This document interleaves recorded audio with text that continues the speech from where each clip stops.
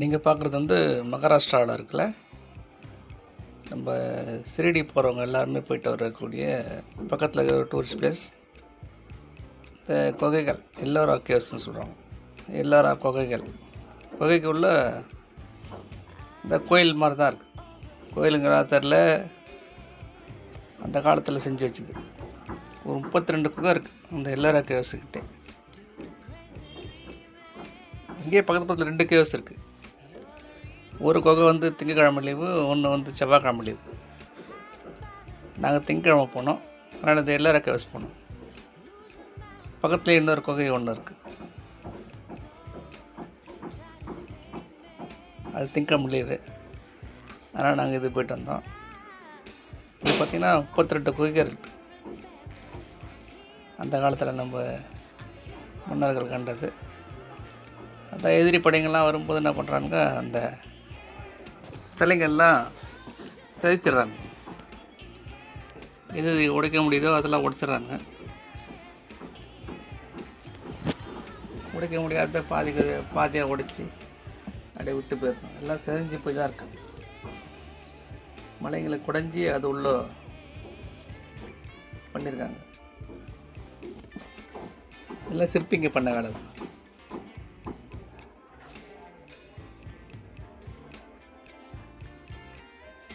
யானைக்கு இந்த தந்தம் தும்பிக்கையெல்லாம் உடைச்சிட்ருக்காங்க. மொட்டையாக தான் நிற்க யானை. எது உடைக்க முடியுமோ உடைச்சிட்ருக்காங்க.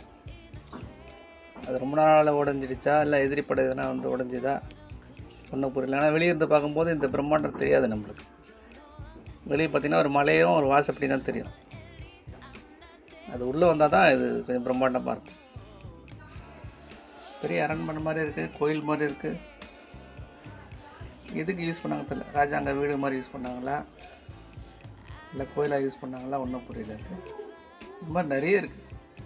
அந்த லைன் ஃபுல்லாக அந்த மலை தொடர்ச்சி ஃபுல்லாகவே இந்த மாதிரி தான் இருக்குது. 32 இருக்குது. அந்த வெளியவே ஒரு போர்டு வச்சுருப்பாங்க, இந்த எல்லோரா கேவ்ஸோட போர்டு. அதில் பார்த்தீங்கன்னா நீங்கள் ஒரு அந்த குகை கோயிலையும் சுற்றி பார்க்க எவ்வளோ நேரம் ஆகுன்ட்டு போட்டிருக்கு. நிறைய சிவன்கள் தான் பிரதானம். சிவன் இருக்குது, சைடில் இந்த சிற்பம்லாம் இருக்குது. லிங்கம் தான் நிறைய இருக்குது. நிறைய கோயில்கள்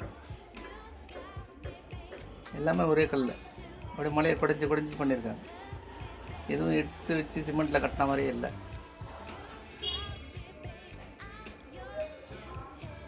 நீங்கள் சிரிடி போனீங்கன்னா அந்த டூரிஸ்ட் பேக்கேஜ் போடுவாங்க. மினி தாஜ்மஹால், எல்லோரா கேவ்ஸு, இன்னொரு கேவ்ஸ் ஒன்று இருக்குது 2. அது ஒரு கேவ்ஸு, மினி தாஜ்மஹால், கிருஷ்ணேஸ்வர் கோயில், நிறைய கூட்டு போகிறாங்க.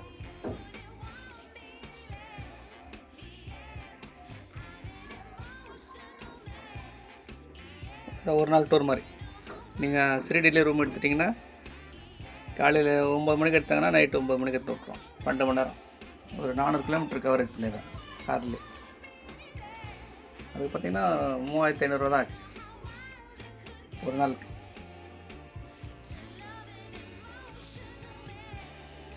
நம்ம சீக்கிரம் போகிறத பொறுத்து இருக்கு. நம்ம இங்கே லேட் பண்ணிட்டோம்னா அவங்க ஒரு டூரிஸ்ட் பிளேஸை கட் பண்ணிடுறாங்க. நடகன்னு பார்த்துருந்தோம்னா நிறைய டூரிஸ்ட் பிளேஸ் கவர் பண்ணி கொடுக்குறாங்க. நம்ம எங்கேயுமே ஸ்லோ பண்ணுறதில்ல. இது டோல் கேட்லாம் கூட கிடையாது. டோல்லாம் கூட ஃப்ரீ தான்.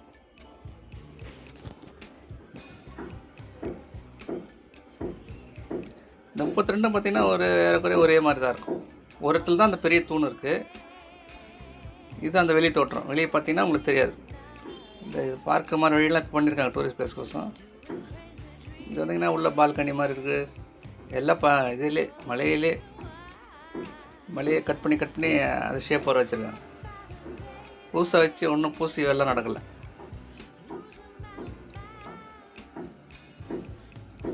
நிறைய லிங்கம் தான் இருக்குது.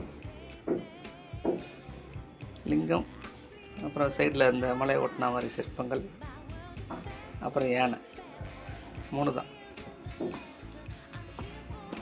ஆனால் லிங்கெல்லாம் பெருசு பெருசாக இருக்கும். அதை மட்டும் அவனுங்க உடைக்கல மூலஸ்தானத்தில்.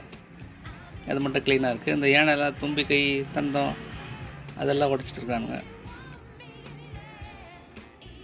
தானாக உடைஞ்சி போச்சா உடைச்சாங்களா ஒன்றும் புரியல. ஆனால் செஞ்சு போயிருக்கு எல்லாம்.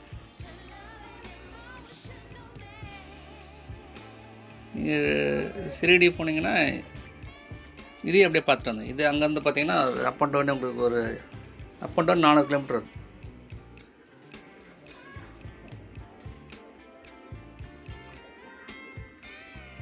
இங்கே பாருங்கள், எல்லா சிலையும் தும்பிக்கையெல்லாம் உடைச்சி போயிருப்பாங்க.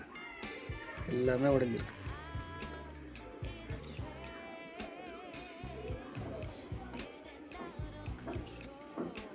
கும்பலாக இருக்கே, வர வழியை பார்த்துட்டு போயிடலாம். தனியாக போனாங்கன்னா உள்ளே வந்துட்டாங்கன்னா வெளியே போகிறதுக்கு வழி கண்டுபிடிக்க முடியாது. அந்த வெளிச்சத்தை வச்சு தான் வழி கண்டுபிடிக்கும். இது வந்து பக்கத்துலேயே ஒரு அந்த அருவி ஒன்று கொட்டுது. அந்த ஆறு போகும்போது இருக்குது அந்த அருவியில். இப்போ பார்க்க மெலிசாக இருக்குது. சீசன் டைமில் எல்லாம் குற்றாலம் மாதிரி கொட்டன்னு நினைக்கிறேன். இதுதான் அந்த குகைகள். பார்த்தீங்கன்னா ஒன்றுமே தெரியல வருங்க. வெறும் வாசப்படி மாதிரி தான் தெரியுது.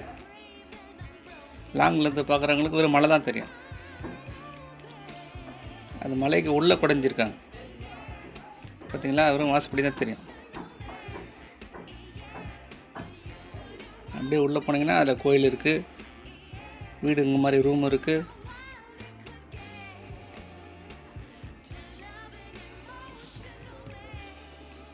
நாங்கள் போனது நவம்பரில், ஒன்றும் அனல் தெரியல.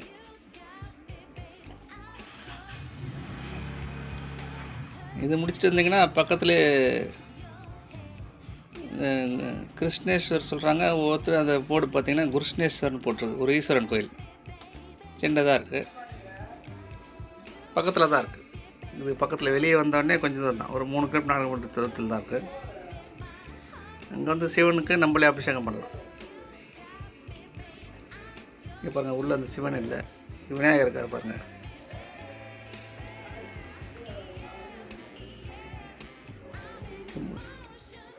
விநாயகர் சிவன் தான். இந்த முருகர் நம்ம சைடு இல்லை, தமிழ் கடவுள் முருகர் இல்லை. இது பார்த்திங்கன்னா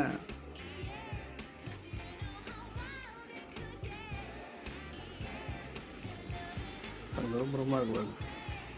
எதுவுமே பூசி வேலை நடக்கலை, அப்படியே கல்லுலே செதுக்கிருக்காங்க. சிரிடி போயிட்டு வந்தீங்கன்னா அது பக்கத்தில் போயிட்டாங்க. சிரிடி அந்த ரூம் போடுறீங்க பார்த்தீங்களா, அங்கேயே அந்த ட்ராவல்ஸ்காரங்களாம் சுற்றுறாங்க கார்டெலாம் வச்சுட்டு. நீங்கள் நைட்டு பேசிட்டிங்கன்னா காலையில் சீக்கிரம் கிளம்புனீங்கன்னா ஒரு 8 மணிக்கு கிளம்புனீங்கன்னா நைட்டு 10 மணி ஆச்சா கூட நிறைய கவரேஜ் பண்ணலாம், நிறைய இடத்த. நம்ம நைட்டே பேசி வச்சிடணும். சிரிடியில் பாபா பார்த்துட்டு வந்து அதை பேசிட்டிங்கன்னா காலைல கிளம்ப ஈஸியாக இருக்கும். இது அவுட்ரு. அவுட்டில் பார்த்தா ஒன்றுமே தெரியல பாருங்கள். உள்ளே போனால் தான் நிறைய இது பாருங்கள், ஏன்னா தும்பிக்கையெல்லாம் உடைஞ்சிருக்கு.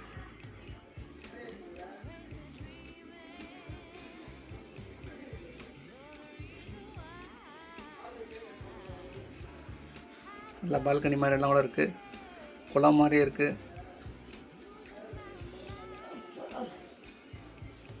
எல்லாம் பிரமாதமான வேலைப்பாடு.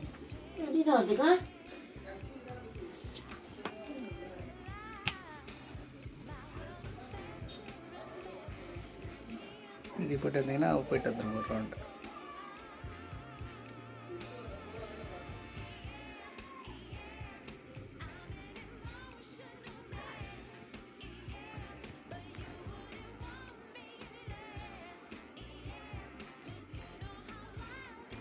இதுக்கு ரூட் மேப்